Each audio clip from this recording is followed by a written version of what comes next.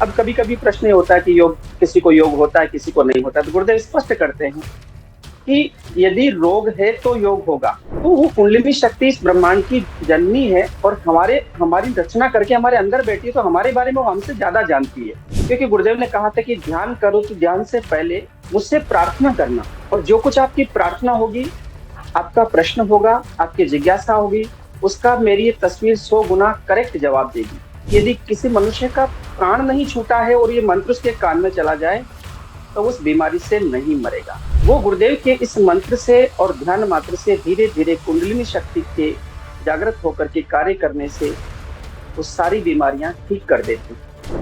मंत्रों में कितनी शक्ति होती है, हमारे देश के राष्ट्रपति डॉक्टर शंकर दयाल शर्मा हुए, उन्होंने कहा भारत के मंत्र शास्त्र पर शोध होना चाहिए। कई साधकों के, कई लोगों के जो हैबिचुअल ड्रिंकर थे, अफीमची थे, राजस्थान में अफीमची बहुत है, वो उनका अफीम छूट गया और बॉडी में उनके आफ्टर इफेक्ट्स भी नजर नहीं आए। कुंडलिनी शक्ति शरीर का प्यूरिफिकेशन करते हुए सहस्त्रार में लय हो जाती, यही मोक्ष है। और इससे आगे बढ़ करके गुरुदेव ने कहा है, मोक्ष तो बहुत छोटा सा शब्द है बेटा, मैं तो दिव्य रूपांतरण करने आया। एक गुरु बहन को गुरुदेव जब ध्यान में बैठी थी और कृष्ण के रूप में दिखाई दिए और गुरुदेव से पूछा, गुरुदेव आप कृष्ण है? तो गुरुदेव मुस्कुरा दिए। वीडियो भी देख रहा था, जिसमें कहा कि 18 अप्रैल को कल्कि का अवतार होगा संबलपुर में। कई शंकराचार्यों ने, कई ऋषि मुनियों ने घोषणा की, लेकिन उस दिन ऐसा कुछ हुआ नहीं। जय गुरुदेव गुरु भाई, आपका बहुत बहुत स्वागत है हमारे चैनल पर। जय गुरुदेव गुरु बहन, बहुत बहुत धन्यवाद। जी। गुरुदेव का जब कोई बच्चा जुड़ता है तो ऐसा लगता है अपने परिवार का ही एक सदस्य आज मिला। तो गुरु भाई, आज गुरुदेव के नाम से ना बहुत सारी चीजें हैं मार्केट में, कोई बहुत सारी चैनल हैं जो गुरुदेव के दर्शन को अपने द्वारा प्रेजेंट कर रहे हैं। उसमें कितना सच है कितना झूठ है मुझे नहीं पता, क्योंकि मैं कभी गुरुदेव से नहीं मिली। उनके दर्शन को शायद इतना अभी तक खुद नहीं समझ पाई हूँ कि दूसरों को समझा पाऊं। तो इसीलिए मैंने आज आपको आमंत्रित किया कि आप आएं और गुरुदेव के दर्शन को क्लियर करें कि गुरुदेव ने क्या सिखाया, क्या सिखाना चाहते थे, और आज वो किस तरीके से चीजें सिखा रहे हैं। शरीर में नहीं होते हुए भी उनकी ऊर्जा जो काम कर रही है वो किस तरीके से कर रही है, आज वो समझना चाहूंगी आपसे। जी गुरु बहन और सभी मैं दर्शकों को मैं स्पष्ट कर देना चाहता हूँ कि पूज्य सदगुरुदेव श्री रामलाल जी सियार एक प्रवृत्ति मार्गी संत हुए हैं, जो राजस्थान के बीकानेर में जन्म लेकर के अध्यात्म विज्ञान सत्संग केंद्र जोधपुर की स्थापना की। और उन्होंने संपूर्ण विश्व को एक ध्यान और योग की इतनी सरलतम और वैज्ञानिक पद्धति दी है, जिसमें केवल मंत्र जप से और 2 समय 15 मिनट के ध्यान करने मात्र से मनुष्य शरीर में के मूलाधार चक्र में अवस्थित कुंडलिनी शक्ति जागृत होकर के ध्यान के दौरान शरीर की आवश्यकता के अनुसार ऑटोमेटिक योग आसन प्राणायाम करवाती है। गुरुदेव ने अपने दर्शन में कहा है, ये कुछ जो मुझे मिला है मेरे गुरु बाबा श्री गंगाईनाथ जी योगी की अहेतुक कृपा से मिला है। मेरी इसमें अगरबत्ती की सीख भी नहीं लगी, इसलिए मनुष्य मात्र की अगरबत्ती की सीख भी नहीं लगेगी। गुरुदेव ने केवल एक ही बात कहा है, केवल झुककर मांग लो। दूसरा कहे, जैसी श्रद्धा जैसा समर्पण मेरा मेरे गुरुदेव के प्रति रहा, वैसी श्रद्धा वैसा समर्पण आपका मेरे प्रति रहेगा तो ही पार पड़ेगी। बाकी गुरुदेव ने इसके अलावा कुछ भी नहीं कहा है। इस दर्शन का, गुरुदेव के इस सिद्धियों का आधार मंत्र जप है, 2 समय 15 मिनट का ध्यान है। क्योंकि गुरुदेव ने एक बार कहा था कि ऐसा समय आएगा कि जब लोग मेरे नाम से अलग अलग प्रकार के प्रपंच करेंगे और अपने आप को गुरु सिद्ध करने का प्रयास भी करेंगे। पर गुरुदेव ने कहा कि वो ज्यादा दिन तक इस कार्य में टिक नहीं पाएंगे, क्योंकि मेरा दर्शन विशुद्ध रूप से मंत्र जप पर ध्यान आधारित, इसमें तीसरा कुछ करना ही नहीं है। जो कुछ करना है मंत्र जप करना है, तेल की धार की तरह, साइकिल की चेन की तरह, round the clock, non stop, 24 hours, 3600 दिन जितना आप कर सकते इस मंत्र का जप करिए। एक वैज्ञानिक पद्धति है, जिसमें मंत्र जपने मात्र से जीवन में बहुत सारे चेंजेज आ जाते हैं। मनुष्य शरीर का जो दिव्य रूपांतरण, जो महर्षि अरविंद ने कहा कि इस योग का उद्देश्य मोक्ष प्राप्ति नहीं है। उन्होंने ये भी कहा था महर्षि अरविंद ने कि संपूर्ण जीवन में मनुष्य चेतन और अचेतन रूप से जो भी कुछ करता है वह योग ही है। और गुरुदेव ने भी स्पष्ट कहा कि ये मेरा मिशन है, ये मेरा प्रोफेशन नहीं है। It's my mission, it's not a profession. इसलिए ये प्रोफेशनल वे से चल ही नहीं सकता, और ये नाथ योगियों का प्रसाद है। और मैं स्पष्ट भी कर देता हूँ कि जो योग होता है वह गुरु शिष्य परंपरा में ही रहा है। कलयुग के आदि गुरु मतेश्वर जी योगी ने जो योग प्रतिपादित किया, उसी योग को महर्षि पतंजलि ने लिपिबद्ध करके 195 सूत्र बनाए, और उन्होंने कहा था कि बिना हरि नाम के कोई योग सिद्ध नहीं हो सकता। इसलिए जो गुरुदेव का दर्शन है, इसमें हरि नाम अर्थात मंत्र जप, भगवत गीता भी कहती है यज्ञा नाम जपो यज्ञस्मि, अर्थात यज्ञों में मैं जप यज्ञ हूँ। तो जो भी साधक है, देश दुनिया में कहीं भी रहता है, गुरुदेव ने कहा है कि केवल ये मंत्र सुनना है और मेरी तस्वीर निकाल करके उसका सुबह शाम 15 मिनट ध्यान करना। साथ में गुरुदेव ने स्पष्ट किया कि चूंकि मैं भारतवर्ष में रहता हूँ, भारत सरकार के कानून विधान को मानना होगा, इसलिए मैंने राजस्थान के देव विभाग से मेरी एक रजिस्टर्ड संस्था बनवाई है, जिसका मैं जिम्मेदार हूँ। 10 मई 1993 को आध्यात्म विज्ञान सत्संग केंद्र जोधपुर की स्थापना की। यदि किसी प्रकार का कोई भी जानकारी प्राप्त करना हो साधक को, कहीं भी रहते हो, तो सीधा वहां संपर्क करके, या वेबसाइट है गुरुदेव की जिसकी स्थापना 1995 में उन्होंने की था, www.the-comforter.org। ये गुरुदेव के केवल मात्र उनके द्वारा स्थापित किए गए एक संस्थान है। भारतवर्ष में उनके कुछ जगह आश्रम भी है, उन्होंने जो आश्रम बनाए जहाँ साधक रहते हैं, तो वहां जाकर के विशेष करके गुरु पूर्णिमा और अवतरण दिवस जो 24 नवंबर को गुरुदेव का जन्म हुआ था, वहां जा सकते हैं। बाकी गुरुदेव के उद्देश्य में स्पष्ट है, उन्होंने कहा कि ये वैश्विक मानव कल्याण के लिए है। विश्व में जहां भी मनुष्य रहता है, इस दर्शन से जुड़ करके, सिद्धियों की जानकारी लेकर के, वह मानव मात्र को पोस्टमैन की भूमिका में उसको बता सकता है। क्योंकि केवल मात्र पोस्टमैन की भूमिका ही प्रमुख है, क्योंकि आप तो और हम कुछ कर नहीं सकते। गुरुदेव ने कहा कि जब भी कोई शिष्य मुझसे जुड़ करके, मुझसे प्रार्थना करके किसी को बताएगा, तो मैं उसके अंदर से बोलूंगा। इसलिए इस दर्शन में विशेष प्रकार से जैसे कोई बाह्य आडंबर है, कर्मकांड है या विधि विधान है, ये कहीं भी सम्मिलित नहीं है। ये शुद्ध वैज्ञानिक पद्धति है, क्योंकि मनुष्य शरीर, जैसा ऋषि मुनियों ने कहा है कि जो ब्रह्मांड में है वह पिंड में है, अर्थात जो ब्रह्मांड को बनाने वाला है वह इस पिंड में है, और ब्रह्मांड को बनाने वाली जो शक्ति है वह भी मनुष्य के शरीर में ही है। तो गुरुदेव के जो दर्शन का जो आधार है, वो आधार है मनुष्य शरीर। गुरुदेव ने यह भी कहा था एक बार आश्रम में घूमते हुए, तगा नाम के शिष्य से गुरुदेव ने कहा, तगा मैं रहूं ना रहूं, मेरी तस्वीर कभी नहीं मरे। और जब तक ये मनुष्य शरीर रहेगा, जब तक इस पृथ्वी में मनुष्य रहेगा, तब तक गुरुदेव का मिशन चलता रहेगा। इस प्रकार से इतनी सरलतम पद्धति है। इस पद्धति के मात्र 15 मिनट के ध्यान से ही जब कुंडलिनी जागृत होकर के योग करवाती है। अब कभी कभी प्रश्न होता है कि योग, किसी को योग होता है, किसी को नहीं होता, तो गुरुदेव स्पष्ट करते हैं कि यदि रोग है तो योग होगा, नहीं तो योग होना आवश्यक नहीं है। तो बहुत सारे साधक प्रश्न करते हैं, मेरा योग नहीं हो रहा है, मुझे कुछ हो नहीं रहा है। तो में कुंडलिनी शक्ति मूलाधार चक्र से जब उठती है तो 6 चक्रों का भेदन करती है, और 3 ग्रंथियों का भेदन करके सहस्त्रार में लय होना चाहती है। जब ये ऊपर उठती है तो त्रिबंध लगा देती है। अब त्रिबंध लगा दी तो किसी के भी पूर्वजन्म के संस्कार से भी कुंडलिनी शक्ति जहां है वहां से ऊपर उठ जाएगी। तो कभी जरूरी नहीं कि योग हो, और शरीर में रोग नहीं है तो योग नहीं होगा। और कभी कभी कुंडलिनी शक्ति जैसे विशुद्धि चक्र से आगे आती है तो यहाँ पर योग नहीं हो सकता, तो प्राणायाम शुरू हो जाता है।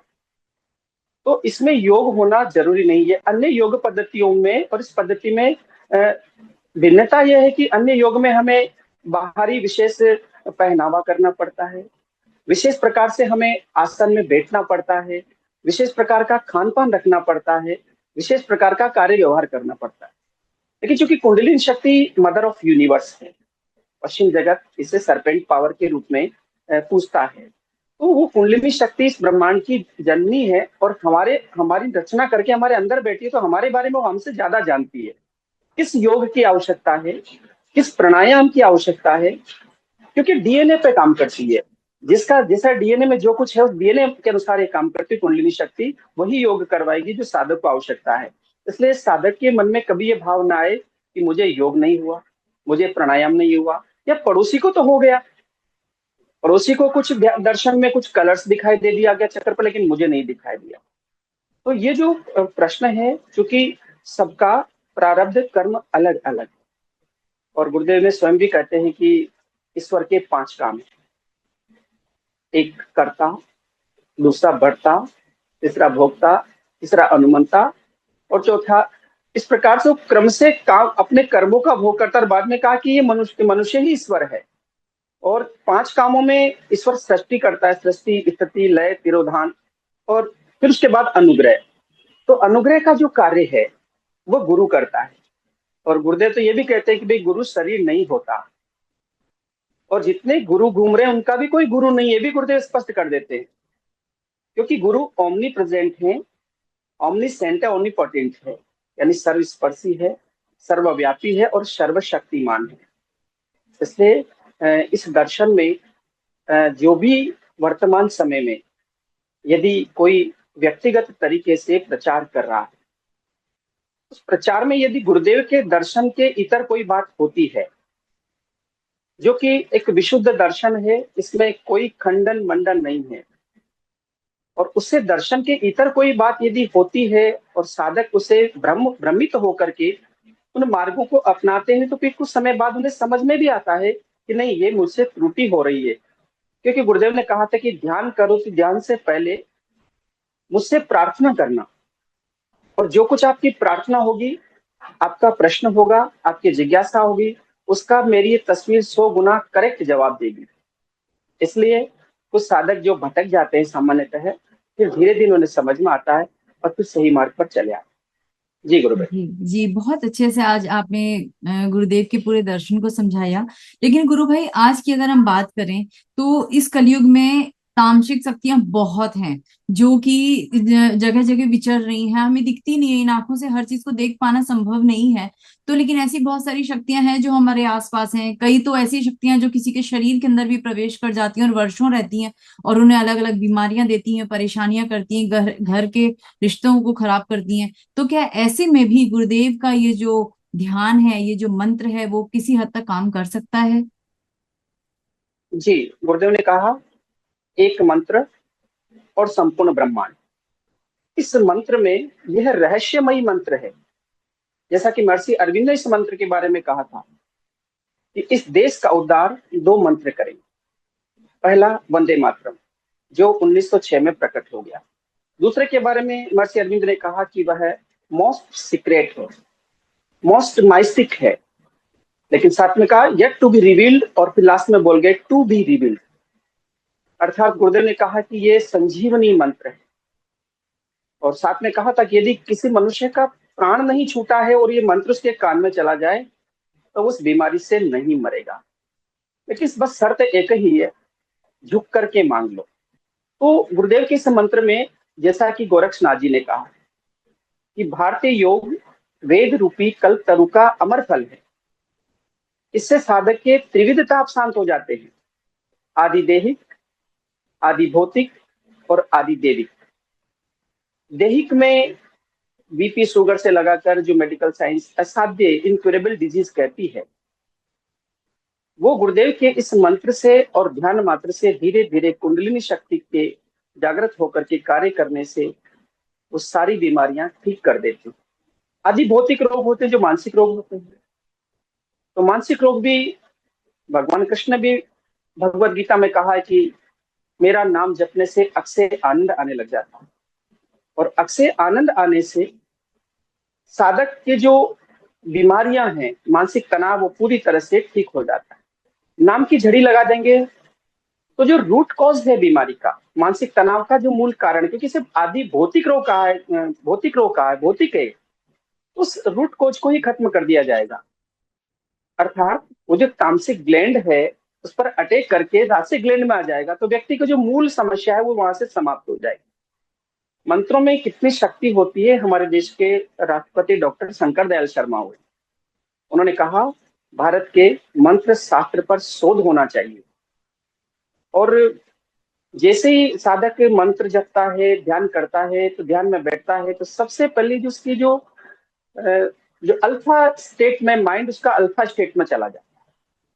इससे जो उसके शरीर में तनाव के कारण जो हार्मोन्स जो उत्पन्न हो रहे हैं, तो हार्मोन्स वो बैलेंस हो जाते हैं, और बैलेंस होने से तनाव तनाव से संबंधित सारी बीमारियां समाप्त हो जाती है। तीसरी बीमारी के बारे में आपने प्रश्न किया, क्या आजकल तामसिक बीच में जो है, तामसिकता चारों तरफ फैली हुई है। वास्तव में देखा जाए गुरु बहन, तो हमारा पूरा शरीर तीन तत्वों से सत, रज और तम, तीन ग्लैंड से बना। त्रिगुणी त्रिगुणी माया से इस सृष्टि की उत्पत्ति हुई है, सत, रज और तम। हर मनुष्य में कमोबेश ये रहते हैं। जो तामसिक व्यक्ति होता है तो तामसिक खान पान, तामसिक व्यवहार करता है, तामसिक रहन सहन रखता है। इस कारण से उसको फिर रुचि हो जाती है नशा करने। गुरुदेव कहते हैं कुंडलिनी शक्ति जागृत होकर के तामसिक ग्लैंड पर अटैक करती है, उसे सबसाइड कर देती है। और साथ में विवेकानंद का बड़ा सुंदर उदाहरण देते हैं कि विवेकानंद अमेरिका में गए, वहां पर स्पीच कर रहे थे। एक अमेरिकन ने पूछ लिया, स्वामी जी आपके देश में सब मांसाहारी है, हमारे यहाँ तो सब शाकाहारी, मांसाहारी शाकाहारी दोनों। आपके आपके यहाँ पर तो ये सिस्टम बहुत अच्छा रहता है, हमारे यहाँ आपकी दाल नहीं गलेगी। विवेकानंद ने कहा कि you need not to give up the things will you give up. आपको वस्तु नहीं छोड़ना, वस्तु आपको छोड़ के चली जाए। इसलिए इसमें आपको नशा छोड़ने की आवश्यकता भी नहीं है। और नशा छूट भी जाता है इसमें, साथ में आफ्टर इफेक्ट्स भी बॉडी में नहीं आता है। कई साधकों के, कई लोगों के जो हैबिचुअल ड्रिंकर थे, अफीमची थे, राजस्थान में अफीमची बहुत है, तो वो उनका अफीम छूट गया और बॉडी में उनके आफ्टर इफेक्ट्स भी नजर नहीं आए। जो तीसरी बीमारी के बारे में जो विषय आ रहा है कि तामसिक शक्तियां होती है, बिल्कुल हर मनुष्य के अंदर प्लस और माइनस दोनों असंतुलित हो जाते हैं तो समस्याएं क्रिएट होती है। अब इसमें कोई बाहर से इसको छुड़ाने का प्रयास कर नहीं सकता। वो चेतना शक्ति जानती है कि आपके शरीर में यदि वो है भी तो उसका रूपांतरण किया जाएगा। हम किसी को तामसिक तामसिक कह करके उसकी तामसिकता को दूर कर नहीं सकते। तामसिक ग्लैंड है, उसको रासिक ग्लैंड में, रासिक ग्लैंड सात्विक ग्लैंड में परिवर्तित होगी। धीरे धीरे एक प्रोसेस होगा, एक साइंटिफिक वे से एक प्रोसेस होगा। और चूंकि बाबा गंगाईनाथ जी योगी स्वयं शिव अवतारी हैं, तो उन्हें ये आदेश था। इस कारण से गुरुदेव के सामने एक बार गुरुदेव ने कहा भी था कि तामसिक ग्लैंड्स मेरे शिष्यों का कुछ नहीं बिगाड़ सकती, तामसिक शक्तियां मेरे शिष्यों के पास पटक भी नहीं सकती। इसलिए कोई गुरुदेव के नाम से यदि ऐसा करते हैं कि वो तामसिक शक्तियों को हटा देंगे, उड़ा देंगे, तो वो जाएगी कहाँ? संपूर्ण ब्रह्मांड में सब है, यही है, तो फिर यही रहने वाला है। इसका मतलब उन तामसिक ग्लैंड्स का रूपांतरण होगा और एक वैज्ञानिक प्रोसेस से। इसलिए जो भी कोई इस प्रकार से साधना पथ पर कर्मकांड, बाह्य आडंबर लेकर के इस दर्शन के साथ में मिक्सअप कर रहे हैं, तो मेरा ये निजी मानना है, हो सकता है अभी उन्हें समझ नहीं आ रहा, लेकिन गुरुदेव उन पर कृपा करें और ऐसे लोगों को उस ईश्वरीय चेतना सद्बुद्धि प्रदान करे, ताकि वैसे ही तो ये धर्म जो है अंधविश्वासों में ही चल रहा है। आज धर्म अंधविश्वास पर ही टिक गया है। और गुरुदेव ने तो एक ऐसी वैज्ञानिक पद्धति दूंगा कि मैं किसी दर्शन का खंडन मंडन नहीं करता, मैं तो कश्मीरी शिव दर्शन को मूर्त रूप दे रहा हूं। इसलिए सभी इन सारी चीजों से सावचेत रहें। केवल और केवल एक मंत्र, 2 समय 15 मिनट ध्यान, इसके अलावा यदि आपको करना है तो अपने गुरु के प्रति पूर्ण समर्पण, अंदर से बाहर से नाक रगड़ने की जरूरत नहीं है। एक पंडित जी गुरुदेव के पास आते थे, रोक नाक रगड़ते थे। गुरुदेव जी कहते थे, गुरुदेव इस बुढ़ापे में शरीर को क्यों कष्ट दे रहे हो, अंदर से झुक के मांग लो। इतना बड़ी बात। और गुरुदेव और दादा गुरुदेव के बीच में मैं आपको दर्शन की जानकारी देता हूँ। 1983 में पूज्य सदगुरुदेव श्री रामलाल जी सियार परिस्थिति बस दादा गुरुदेव गंगाईनाथ जी के पास गए, उनका केवल आमना सामना हुआ, बातचीत भी नहीं हुई। और वो आमना सामना होने मात्र से संपूर्ण जो शक्तियां थी, नाथ पंथ का जो संपूर्ण जो पावर्स थे, जो नाथ योगों का जो प्रसाद था, शिव परंपरा से जो योग आया था, वो गुरुदेव पर अहेतु की कृपा करके चले गए। गुरुदेव ने कहा मेरी अगरबत्ती की सीख भी नहीं लगी। हाँ, हमारे जीवन में जो हमारे परिवर्तन आ गया, हमारे जीवन में हमारे जीवन की समस्याओं का समाधान हुआ, तो हम एक शिष्य के कर्तव्य की पूर्ति में केवल मात्र जो कुछ कर सकते हैं वह है गुरुदेव के दर्शन का प्रचार प्रसार करना, और वो भी निःशुल्क रूप से। गुरुदेव ने कहा है विश्व के अंदर कहो इस व्यक्ति की तस्वीर से ध्यान होता है, योग होता है, एड्स मिटते हैं, कैंसर मिटते हैं। केवल मात्र एक पोस्टमैन की भूमिका निभाते हुए हम इस दर्शन का प्रचार प्रसार कर सकते हैं। जी, आपने बहुत अच्छे से क्लियर किया। लेकिन कई बार मेरे दिमाग में एक प्रश्न आता है गुरु भाई की, जैसे दादा गुरुदेव थे गंगाई नाथ जी, उन्होंने जाने अनजाने गुरुदेव को अपनी सारी जो शक्तियां वो देकर वो चले गए इस दुनिया से, अपने इस जो पंचभूत के शरीर को त्याग कर वो चले गए। गुरुदेव ने भी वही किया कि अपने समय आया पंचभूत के शरीर को यहाँ से त्याग कर गए, लेकिन गुरुदेव ने अपनी शक्तियां पास ऑन क्यों नहीं की किसी और को, जैसे दादा गुरु ने गुरुदेव को की थी, गुरुदेव ने किसी और को क्यों नहीं की? अपना उत्तरदायित्व गुरु किसी बहन और को बहुत क्यों नहीं बनाया? बहुत सुंदर प्रश्न किया है गुरु भाई। ये कहीं साधकों के मन में प्रश्न आता है, हमारे मन में भी प्रश्न आता था। मैं जब 2008 में गुरुदेव से जुड़ा तो मैं ये सोचता था कि गुरुदेव हैं, गुरुदेव के बाद इस नाथ परंपरा में क्या होगा। तो गुरुदेव ने इन सारी समस्याओं का समाधान करने के लिए, क्योंकि जिस प्रकार में संसार में गद्दी के लिए जो लड़ाई हो रही है, पद की जो प्रतिष्ठा की लड़ाई, इस समय गुरुदेव ये सब जानते थे। इस कारण से गुरुदेव ने दूसरा एक विषय और था गुरुदेव, गुरुदेव के पास जो पावर था, और क्योंकि संपूर्ण ब्रह्मांड उनके अंदर था, क्योंकि गायत्री और कृष्ण की सिद्धि होने से पूरा ब्रह्मांड यानी आकाश तत्व और पृथ्वी तत्व दोनों सिद्ध हो गए थे। तो उन्होंने इस मंत्र को 30 जुलाई 2009 को संपूर्ण ब्रह्मांड में छोड़ दिया और कह दिया कि अब ये मेरी तस्वीर नहीं मरेगी। और आश्चर्य है विज्ञान के लिए, कई साइंटिस्ट रिसर्च भी कर रहे हैं कि एक कागज की फोटो कैसे योग करवा सकती है। कल ही का मैं उदाहरण देता हूं। मैं एक ट्रेनिंग प्रोग्राम में था जहां पर कुछ टीचर्स थे। अचानक 15 मिनट के लिए उनको ध्यान में बिठाया गया और बैठते ही एक टीचर्स को अचानक आज्ञा चक्र प्रश्न का साक्षात्कार हो गया। विद इन 15 मिनट्स के अंदर। तो दूसरी टीचर थी, वो खड़ी होकर के बोलती है, आज मुझे साक्षात शिव मेरे आज्ञा चक्र पर बैठ करके मुझे आशीष प्रदान कर रहे हैं। जैसा विवेकानंद ने कहा था, और गुरुदेव भी कहते हैं कि God is the subject of self realisation and visualisation, not the subject of sermon. इस पर प्रत्यक्ष अनुभूति और साक्षात्कार करने का विषय है, कथा प्रवचन का विषय नहीं है। कथा सुनने जाते हैं, अच्छी लगती है, संगीत होता है, जैसे वहां से उठते सब वैसा का वैसा, कुछ परिवर्तन नहीं आता। और गुरुदेव ने तो स्पष्ट करा, अपनी वाणी में कहा है कि इस देश में दो पद्धति ताल ठोक करके काम कर रही है, एक सगुण साकार की आराधना, एक निर्गुण निराकार की आराधना। मंदिर जाते हैं, तुलसी चरणामृत लेते हैं, मान्यता के अनुसार सब कुछ करते हैं, केमिकली चेंजेस आता है, व्यवहार बदलता है, सात्विकता आती है, लेकिन वो अगले जन्म में ट्रांसफर नहीं होती। दूसरी आराधना है निर्गुण निराकार की।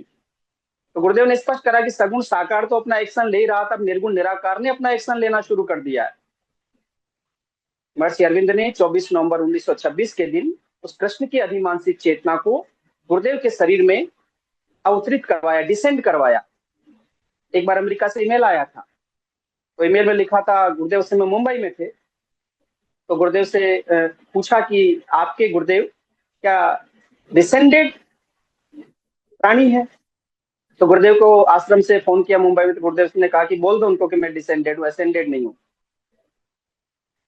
अर्थात वो चेतना पृथ्वी पर अवतरित हुई है, पृथ्वी तत्व में आकर के बैठ गई है, यहाँ से अलग अलग तत्वों को जीतती हुई सहस्त्रार चक्र में लय होगी। इसी का नाम मोक्ष है, मरने के बाद नहीं मिला। पतंजलि ऋषि ने स्पष्ट कहा है, योग का उद्देश्य मोक्ष है। मोक्ष की पहली शर्त है समाधि, और समाधि के लिए पूर्ण रोग मुक्ति। अब रोग मुक्ति के लिए योग है, क्योंकि योग का उद्देश्य स्पष्ट कर देता हूं, कोई रोग ठीक करना नहीं, गुरुदेव जैसा कहते हैं। कुंडलिनी शक्ति शरीर का प्यूरिफिकेशन करते हुए सहस्त्रार में लय हो जाती, यही मोक्ष है। और इससे आगे बढ़ करके गुरुदेव ने कहा है, मोक्ष तो बहुत छोटा सा शब्द है बेटा, मैं तो दिव्य रूपांतरण करने आया, मनुष्य जाति का दिव्य रूपांतरण। जी गुरु भाई, गुरुदेव जैसे महान गुरु ही हैं जिनकी वजह से आज इस धरती पर आज भी पुण्य नाम की ये जो व्यवस्था बनी हुई है। अच्छा, बहुत सारे लोग हैं गुरु भाई जो कि गुरुदेव को कल्कि का अवतार मानते हैं, आपकी क्या राय है इस बारे में? जी स्पष्ट है गुरु बहन, चूंकि बिना अनुभूति के बात बोल नहीं सकते, लेकिन स्पष्ट है कि कल की क्या, मैं अवतारवाद के सिद्धांत के अनुसार बता देता हूं मैं आपको। अवतारवाद का सिद्धांत, जैसा गुरुदेव अपने स्पीच में बोलते हैं, कि सबसे पहले वो चेतना पृथ्वी तत्व में उतर गई। पृथ्वी में पांचों तत्व है, वहां से सबसे पहले एक कोटि के जीवों की उत्पत्ति हुई। फिर पृथ्वी पर सबसे पहला जीव मछली बना, यानी मत्स्य अवतार हुआ, यानी विकास हो रहा है चेतना का। वहीं से चेतना ऊपर उठी और कच्छप अवतार, यानी फिर जल और थल दोनों पर रहने वाला। फिर वहीं से चेतना वराह अवतार, यानी पृथ्वी थल पर रहने वाला। फिर वहां से ऊपर उठकर नरसिंह अवतार के रूप में आ गई, आधा मनुष्य आधा शेर। फिर वामन अवतार के रूप में चेतना विकसित हुई। फिर परशुराम के रूप में हुई। फिर भगवान राम के रूप में हुई और फिर भगवान कृष्ण के रूप में हुई। चेतना का विकास है।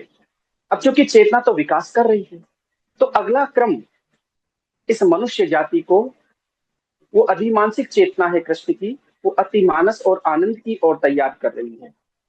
अर्थात वो चेतना गुरुदेव के अंदर उस कल की स्वरूप में, कल की यानी क्या, ये जो इस मंत्र में दो शक्तियां, दो धारा है, इस तलवार है, दो धार वाली तलवार है। एक तरफ ये मनुष्य के पूर्व जन्मों के संस्कारों को खत्म करती है और दूसरा वर्तमान जीवन की सारी समस्याओं का समाधान करती है। और गुरुदेव ने स्पष्ट कहा कि कल्कि के सारे राइट्स मेरे पास हैं। राइट्स का मतलब वो कल, क्योंकि अवतारवाद के सिद्धांत के अनुसार, क्योंकि भगवान कृष्ण के बाद गुरुदेव का साक्षात्कार हुआ तो 1984 में, जब गुरुदेव द्वारिका गए और वहां कृष्ण ने कहा कि अब मैं तुम्हें वो संपूर्ण शक्तियां दे रहा हूं जिससे तुम मानव जाति का दिव्य रूपांतरण करें।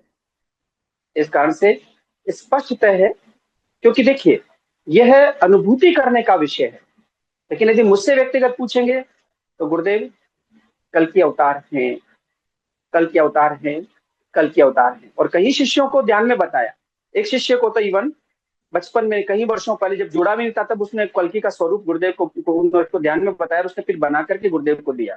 गुरुदेव मुस्कुरा दिए।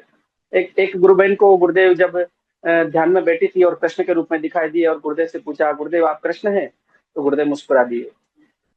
अर्थात ये संपूर्ण जितने आज तक चेतना का विकास हुआ है, जैसा विवेकानंद ने कहा कि अब तक जितने विकास हुए हैं वो इस विकास के सामने ऐसे नजर आएंगे जैसे गाय का खुर के समान इतने बोने नजर आएंगे। तो ये दिव्य रूपांतरण है।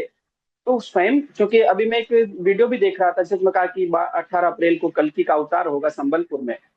फिर मैं उस वीडियो को देखता रहा, न्यूज में चला, कई शंकराचार्यों ने, कई ऋषि मुनियों ने घोषणा की, लेकिन उस दिन ऐसा कुछ हुआ नहीं। तो अब मुझे ये लगता है कि अब अवतार कैसे होगा, जब चेतना मनुष्य मात्र संपूर्ण मानव जाति का दिव्य रूपांतरण होगा। यही कल्कि की चेतना काम कर रही है।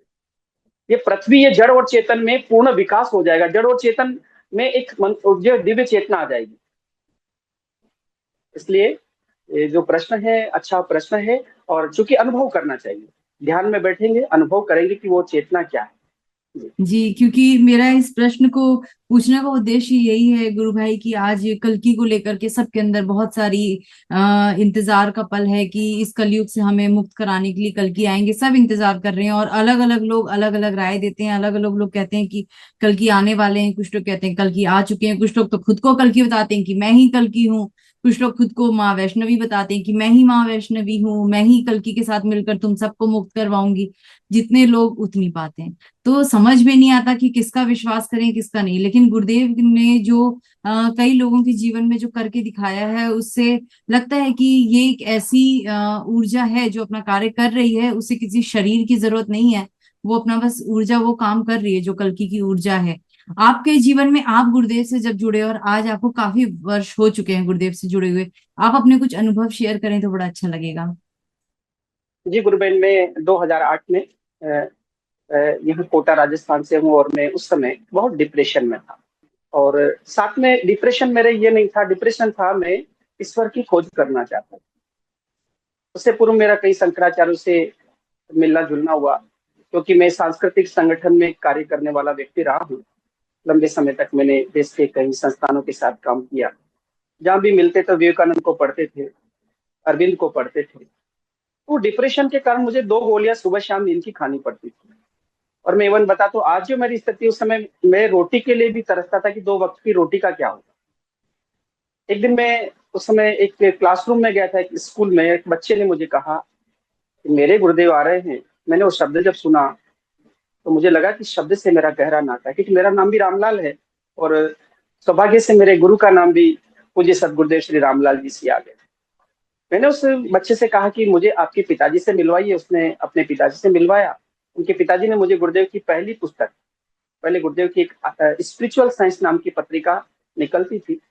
पहली पुस्तक में गुरुदेव ब्रह्मांड पर बैठे हुए मैंने जब वो फोटो देखा, तो उस केवल फोटो देखने मात्र से मुझे सब समझ में अंदर से आ गया कि हो ना हो, जिसका मैं इंतजार कर रहा था, जिस मेरी आत्मा जिसे पुकार रही है, ये वही चेतना है।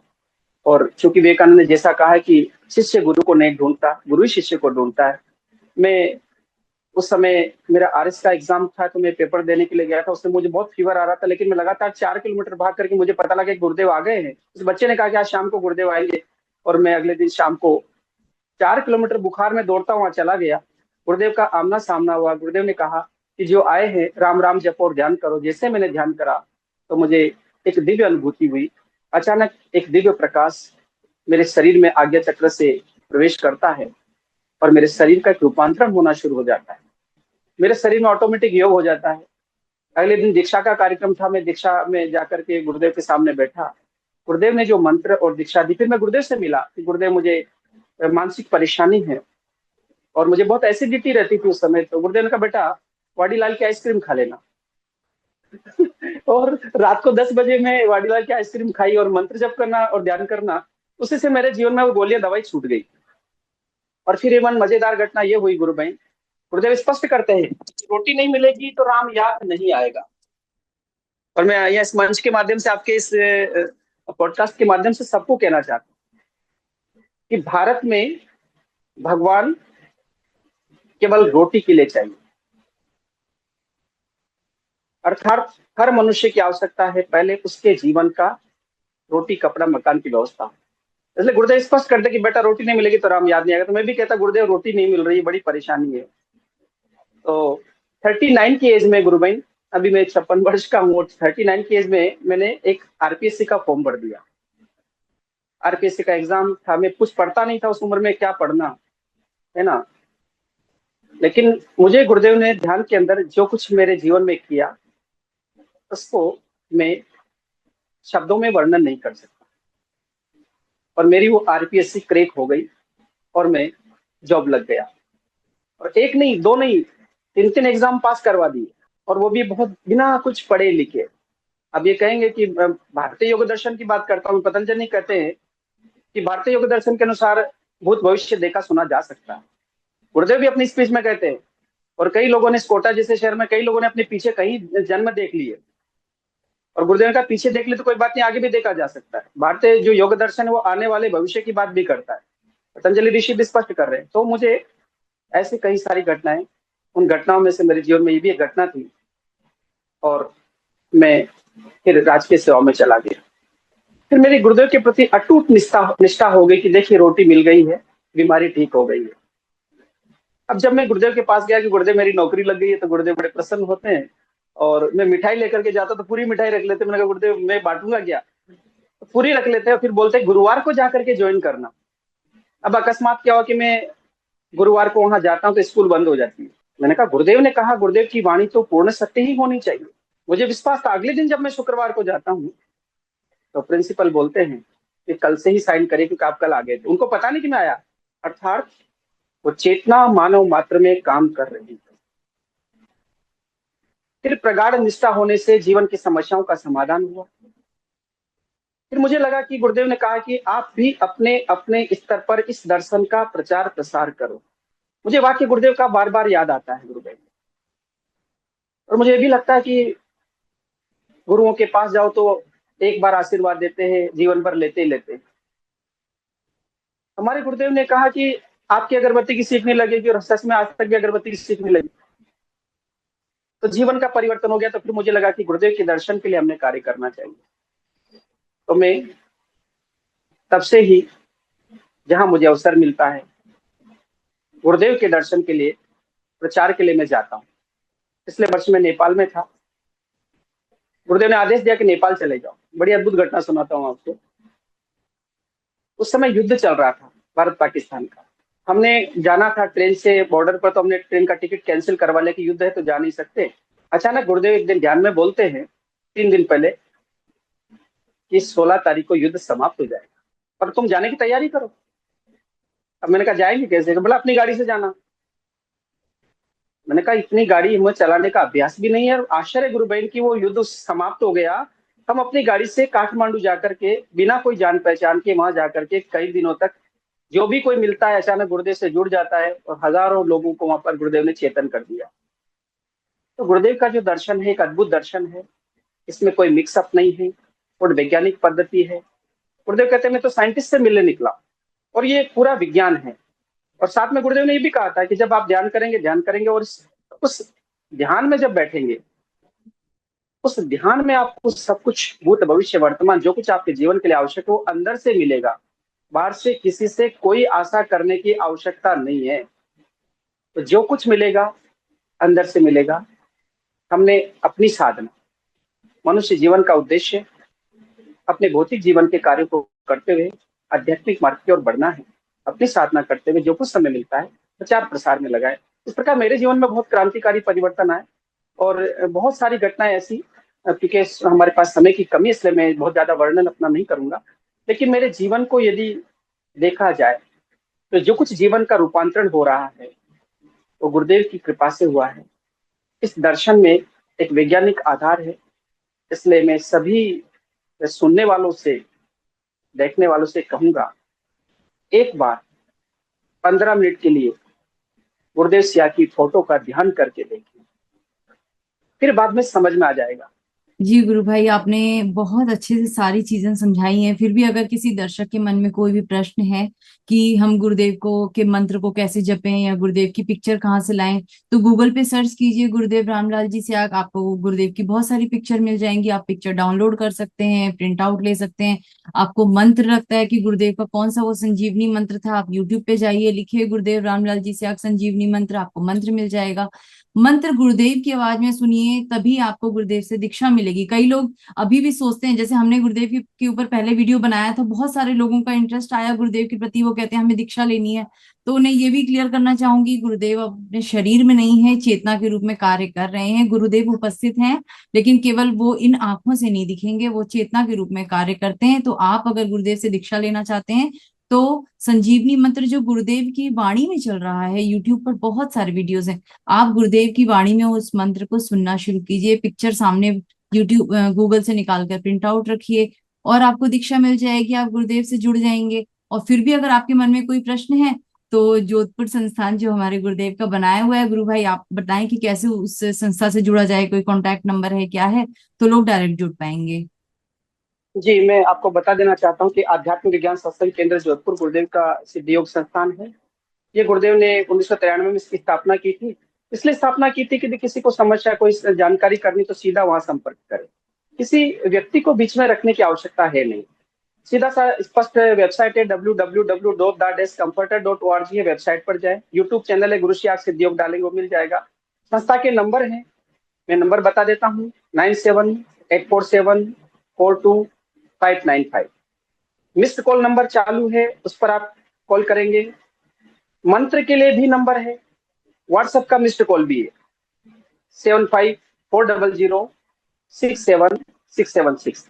कहीं पर भी आपको कोई भी समस्या है, सीधा संस्थान से बात करेंगे। वहां पर जिम्मेदार लोग हैं। हो सकता है उन्हें व्यस्तता के कारण आपका कॉल रिकॉल नहीं हुआ हो, लेकिन वो वापस आपसे बात करेंगे। इसलिए इस दर्शन में स्पष्ट बातें, मंत्र मानसिक रूप से जपना है, गुरु नहीं बनना है, मंत्र मुंह से बोल के नहीं बताना। ये मर्यादा है नाथ योगियों की, क्योंकि नाथ योगियों का प्रसाद है।